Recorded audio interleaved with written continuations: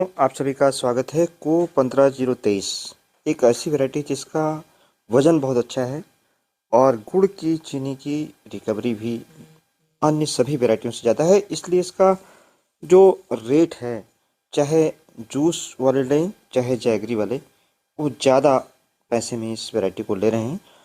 इस वैरायटी में कुछ सावधानी है जिनको किसान भाइयों शुरुआत से आपको अगर लगाना है तो बरतना पड़ेगा। पहली सावधानी है कि बीज जहाँ से आप लें 8 से 10 माह की जो फसल हो उससे बीज लें, क्योंकि ये एक्स्ट्रा अर्ली मैच्योरिटी की वैरायटी है, यानी जल्दी पकती है। तो ज़्यादा दिन पुरानी वैरायटी अगर आप लेते हैं तो उसकी जमाव की क्षमता उतनी अच्छी नहीं रहती है। जो गन्ना लें सीधा हो और मोटा गन्ना लें, क्योंकि जल्दी पकती है, फाइबर का परसेंटेज कम है, जूस ज़्यादा है, इसमें शुगर ज़्यादा है। तो अगर आप गन्ना मोटा लेंगे उसमें नमी बनी रहेगी, जमाव अच्छा होगा। बीज जब भी काटें सीधा काटें। अगर बीज को आप तिरछा काटते हैं तो नमी का ह्रास होता है और बीज में जमाव नहीं होता है, उसमें फंगस आदि लग जाते हैं जिससे गन्ने का टुकड़ा सड़ने की संभावना रहती है। दूरी लाइन से लाइन की 4 फीट की रखें। हमने बहुत सारी वैरायटी में आपको बताया होगा कि 5 फीट की दूरी तक रखें, लेकिन ये वैरायटी ऐसी है चूँकि सॉफ्ट है, जल्दी इसकी गिरने की संभावना रहती है। ऐसी दशा में दूरी ट्रेंच विद से गहरी बुआई करें और दूरी ज़्यादा से ज़्यादा 4 फीट रखें, इससे ज़्यादा रखने की आवश्यकता नहीं है।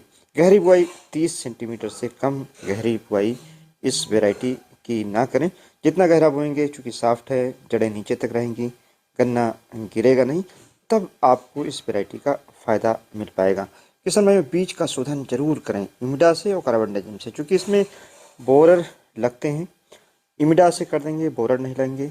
और कार्बनडाजिम 2 ग्राम प्रति लीटर की दर से अगर आधा घंटे तक गन्ने के टुकड़े को भिगो देते हैं तो इसमें जो फंगस की बीमारियां हैं वह नहीं आएंगी, क्योंकि सॉफ्ट और बहुत प्रीमियम गन्ने की ये प्रजाति है।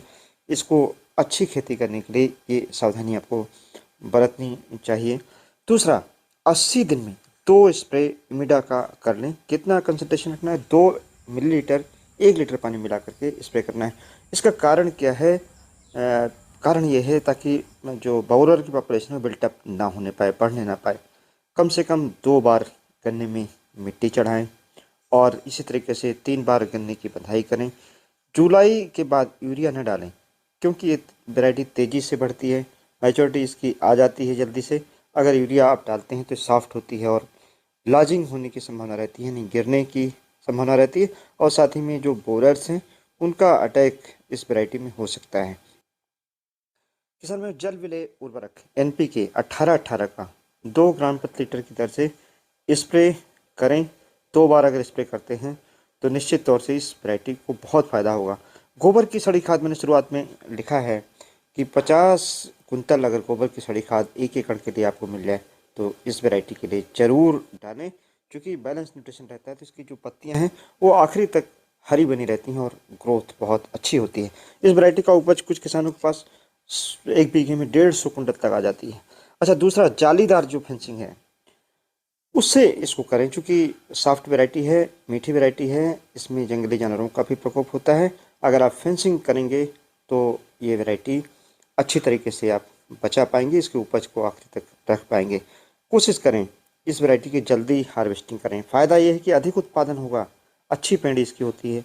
जल्दी कटाई करेंगे तो गेहूं की बुआई कर सकते हैं, कोई दूसरी फसल ले सकते हैं, क्योंकि इसकी मैच्योरिटी अन्य प्रजातियों की तुलना में जल्दी होती है।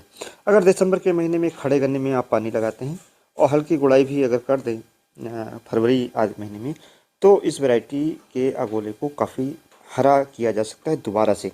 दिसंबर और जनवरी के महीने में इसकी पत्तियां पीली पड़ जाती हैं, क्योंकि बहुत तेज़ी से वैरायटी पकती है और रूट जोन इसका थोड़ा सा वीक है।